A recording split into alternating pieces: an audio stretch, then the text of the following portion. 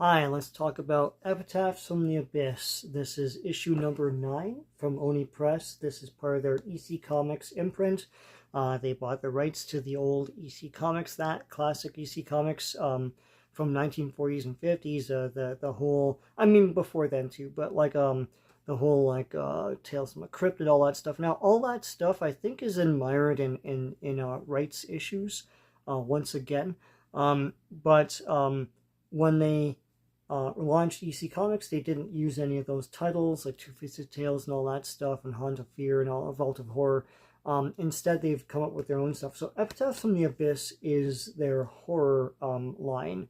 And then there's like Cruel Kingdom, which is horror fantasy. And then there's a horror science fiction one as well.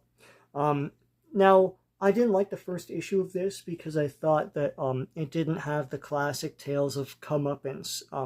It was more just political opinion and all that stuff, guised as horror. But this is, after that, they went back to the classic, morality tales of comeuppance, but in brutal, gruesome, horrific ways.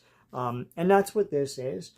So it's 3 tales, and there is a horror host. Now, what I've found in the past is they usually have a cover that depicts the first page of what the horror host is doing, and then the horror host is never seen again.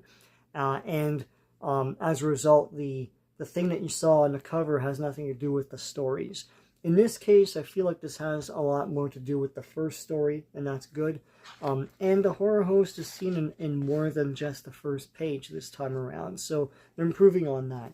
Here are the credits and the table of contents.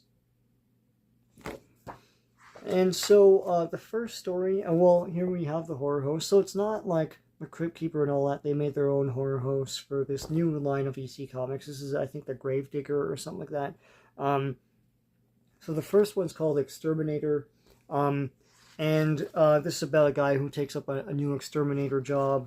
And the horrific, gruesome end that he meets. I didn't understand this one. I'm okay with it. Like, I get it. Like he gets dispatched by like a zombie and everything. That's fun. I just didn't understand. Like, how is this guy not caught? Hiring these people, and then they go and they die. Like, it's like in Wontons, and they even imply there's a TV. I don't know.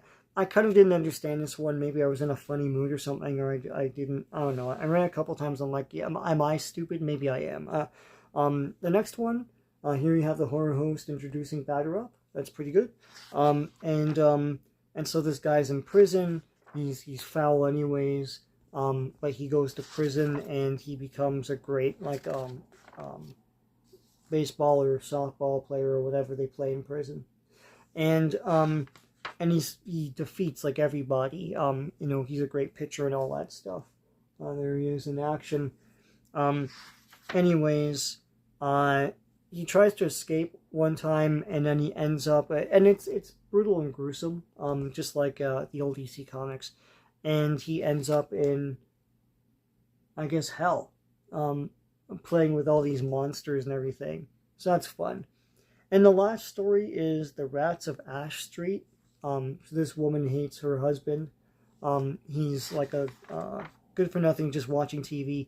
That's a very stereotypical thing. Like, I don't know if he works or anything. I'm just saying, like, let the man rest. But if that's all he does, then yeah, that's pretty awful. But for whatever reason, he watches like mouse and cat shows or cartoons, or I don't know. And she ends up knifing him in a brutal couple pages of just like, and it's pretty gruesome. And then she tries to clean up the pieces and throws them out to the rats. The rats chew on them and stuff. But also it looks like they're doing something else with the bits. So she's trying to relax and watch her own TV shows, and she's got this big like soap opera going on, and then something calls out to her, and it turns out to be a stitched together, well, I'll just show you, a stitched together version of her dead husband with all these rats patching them together, and he's just like lumbering around. Pretty cool stuff. That's how it ends. They don't really show what happens to her or anything. So that is the 3 stories in this Epitaphs from the Abyss. This is pretty good. This is an average comic compared to the other issues in this series. I like this series as a whole. It's been touch and go in the beginning, and then it got better. If you want horror comics, horror is becoming a bit bigger, I think, now in comics, and I know smaller press is pouncing on it, like Oni Press. Marvel and DC not so much. They're just like hunkered down with their weird superheroes and different. It's like, how many Spider-Men are there now? But anyway, but yeah, Epitaphs from the Abyss is pretty cool. If you like horror comics, you should give this a chance. You probably are now already.